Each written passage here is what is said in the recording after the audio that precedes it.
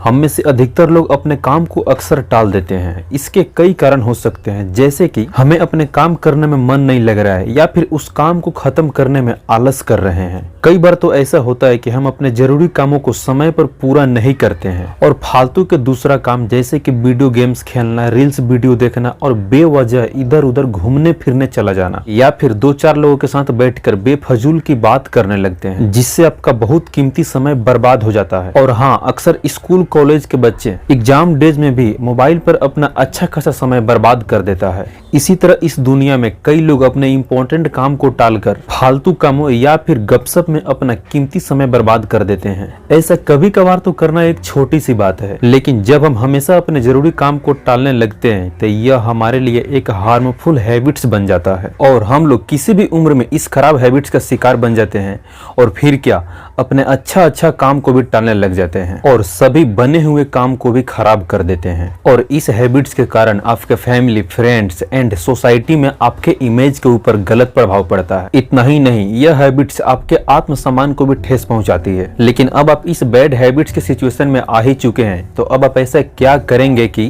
टाल मटोल की इस हैबिट्स से आपको छुटकारा मिलेगा। तो इस वीडियो में हम कुछ ऐसे इंपॉर्टेंट पॉइंट्स के बारे में बात करेंगे जिन्हें फॉलो करके आप कुछ ही समय में इस बैड हैबिट्स को हमेशा के लिए बदल सकते हैं। And this is the first point, divide your work in small parts. Because अक्सर किसी भी काम को टालने का सबसे बड़ा रीजन होता है उस काम का बोझ, बट वहीं उस काम को कुछ स्मॉल पार्ट्स में बांटकर वन टाइम पे ओनली वन काम को करे तो उस प्रॉब्लम से बहुत अच्छी तरह से निपट सकते हैं। लाइक अगर आपको अपने कॉलेज में किसी टॉपिक के ऊपर ऐसे लिखना है तो इसे कई पार्ट्स में बांट कर लिखें। जैसे कि पहले टॉपिक्स के बारे में रिसर्च करें और ऐसे का डिजाइन लाइन क्या होनी चाहिए, फिर उसके बाद ऐसे लिखें एंड देन सबमिट करें। इस प्रकार अगर आप अलग अलग हेडिंग के ऊपर ऐसे लिखते हैं तो this is very easy for you, but पूरे ऐसे को एक ही साथ में एक बार में लिखना या फिर कुछ ही घंटों में समाप्त करना एक बहुत बड़ा बोझ लगता है और अंत में हम टाल मटोल करने लगते हैं। But here this is the main point कि एक समय पर किसी भी काम के एक ही हिस्से पर ध्यान दे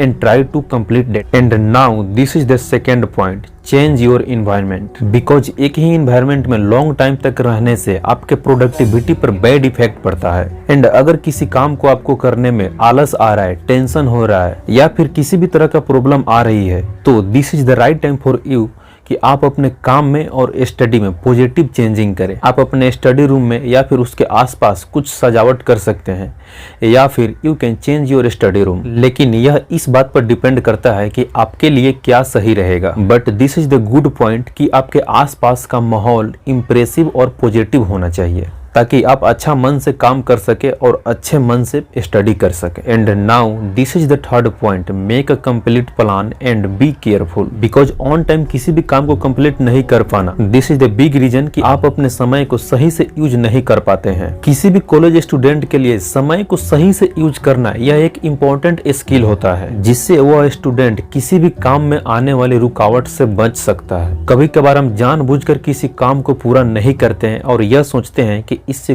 कोई फर्क नहीं पड़ेगा, लेकिन जब यह छोटा छोटा काम एक साथ इकट्ठा होने लगता है और इसमें से अधिकतर काम की डेडलाइन बहुत करीब होती है, तब आपके लिए इन सभी कामों को समय रहते कंप्लीट करना बहुत ही मुश्किल हो जाता है, जिसकी वजह से आपको टेंशन होने लगता है।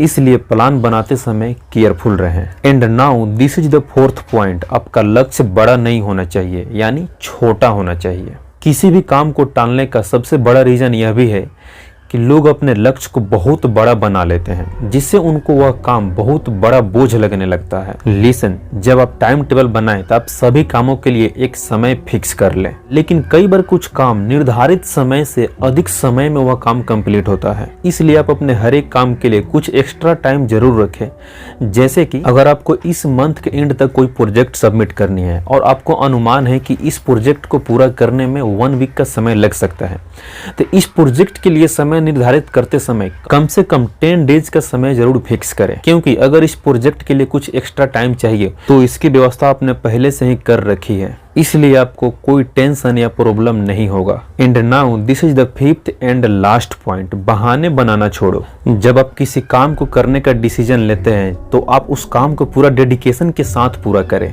क्योंकि एक बार डिसीजन लेने के बाद आपको कोई बहाना नहीं बनाना चाहिए। और हाँ, किसी भी काम को करने के लिए आपको पूरा ध्यान उस काम पर देना चाहिए और उस काम को पूरा करने के लिए एक्टिव हो जाना चाहिए। और इससे कोई फर्क नहीं पड़ना चाहिए कि आप उस काम को पूरा करने के लिए कितना समय लिया और प्लान कैसा बनाया है, क्योंकि अगर आप उस काम को करने के लिए एक्टिव नहीं हैं तो आपके सभी प्रयास फेल हो जाएंगे। दोस्तों, हम सिर्फ इतना ही कहना चाहते हैं कि आप लाखों करोड़ रुपए खर्च करके भी अपना बीता हुआ समय वापस नहीं ला सकते हैं। इसलिए कभी कभार आलस करना या अपने काम को टालना तो कुछ नहीं है, लेकिन आप आलस के कारण अपने सही समय को बर्बाद करके गलत काम करने से पहले सोचें और अपने समय का सही यूज करने के लिए लाइफ का छोटी बड़ी प्रॉब्लम को उसी टाइम पर कंप्लीट करने का कोशिश करें। ऐसा करने से कुछ समय के बाद सभी कामों को समय पर कंप्लीट करना आपका हैबिट्स बन जाएगा and then you will get success in your life in every field. और साथ ही आपके फैमिली, फ्रेंड्स एंड सोसाइटी में आपका मान सम्मान भी मिलने लगेगा। दोस्तों, इस वीडियो में इतना ही, फिर मिलेंगे अगले वीडियो में एक नए टॉपिक के साथ। तब तक आप इस चैनल को सब्सक्राइब कर लीजिए और वीडियो शेयर करना नहीं भूलिएगा। बहुत बहुत धन्यवाद।